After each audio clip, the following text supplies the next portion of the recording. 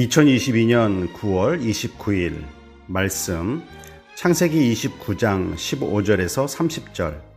제목: 사기당한 사기꾼, 진실과 인내를 단련받다. 여러분들은 누군가에게 속으신 적이 있으신가요? 우리들이 속았다라고 말할 때 모두 다 같은 것은 아닙니다. 첫째로, 내가 어리석어서 속을 수가 있습니다. 누구를 탓할 수 있을까요? 내 욕심에 눈이 멀어서 속을 수 있는 것입니다. 두 번째로, 상대방과의 약속 없이 내가 그냥 상대방을 믿었었는데 실망하게 되면 속았다라고 말합니다. 상대방이 나를 속이려는 의도가 전혀 없습니다. 그냥 내가 혼자 믿고 혼자 실망한 것을 속았다라고 합니다. 그리고 마지막 세 번째로, 상대방과 약속을 했는데 상대방이 의도적으로 나를 속였을 때 우리는 속았다라고 말합니다. 야곱이 외삼촌 라반의 집에서 일을 하게 되었습니다. 삼촌은 너가 조카지만 그래도 품삯을 주지 않을 것은 말이 안 되니 원하는 것을 말하라고 했습니다. 삼촌 라반의 두 딸 중 첫째 레아는 눈이 좋지 않았고 둘째 라헬은 예뻤습니다. 야곱은 둘째 라헬을 위해 7년을 일하겠다고 외삼촌 라반에게 말을 하니 삼촌은 다른 집안에 시집 보내느니 너에게 주는 것이 좋다라고 흔쾌히 승낙합니다. 야곱이 라헬을 얼마나 사랑했는지 7년의 시간을 마치 며칠처럼 생각했습니다. 7년이 되었을 때 야곱은 삼촌에게 라헬을 아내로 맞이하게 허락해달라고 요청했고, 라반은 사람들을 모아 잔치를 벌이고 혼인을 치르게 해주었습니다. 첫날 밤을 보낸 야곱이 아침에 눈을 뜨니 자기 옆에는 라헬이 아닌 눈이 좋지 않은 첫째 레아가 있었습니다. 얼마나 당황스럽고 속상하고 화가 치밀어 올랐을까요? 야곱은 삼촌에게 왜 나를 속였느냐 따져 물으니 삼촌은 우리 집안에는 언니보다 동생을 먼저 시집 보내지 않는다. 7일을 더 일하면 라헬을 아내로 주겠다.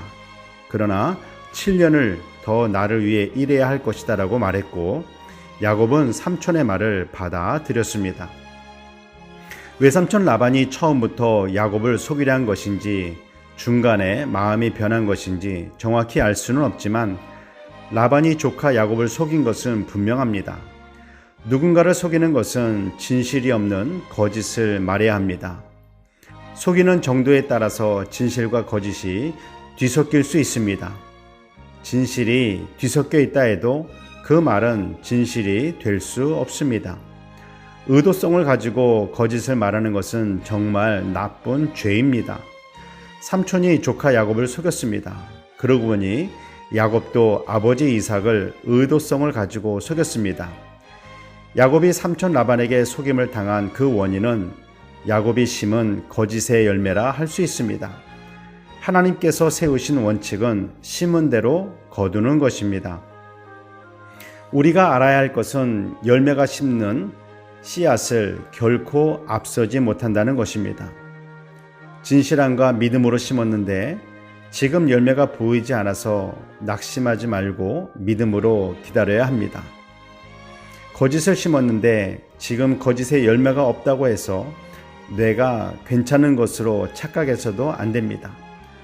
반드시 열매는 맺혀지게 됩니다. 하나님은 삼촌 라반을 통하여 야곱이 아버지를 속인 거짓을 심었던 열매를 따게 하심으로 거짓의 죄의 열매가 어떤 것인지를 가르쳐주고 계십니다. 누군가가 여러분을 속였다고 생각하시나요? 상대방을 욕하기 전에 먼저 나 자신을 돌아보아야 합니다. 하나님은 진실하신 분이십니다. 진실하신 하나님의 자녀된 우리도 거짓을 회개하고 진실함으로 나아가야 합니다. 기도하겠습니다. 사랑의 하나님, 누군가에게 속임을 당했을 때 나 자신을 먼저 돌아보게 하옵소서. 사람뿐 아니라 하나님께도 진정한 마음 없이 사랑합니다, 감사합니다 고백한 적이 분명히 있었음을 고백합니다. 우리들의 거짓됨을 용서해 주시옵소서. 진실하신 하나님을 닮아가게 하옵소서. 항상 진실하신 나의 주 예수님의 이름으로 기도드립니다. 아멘.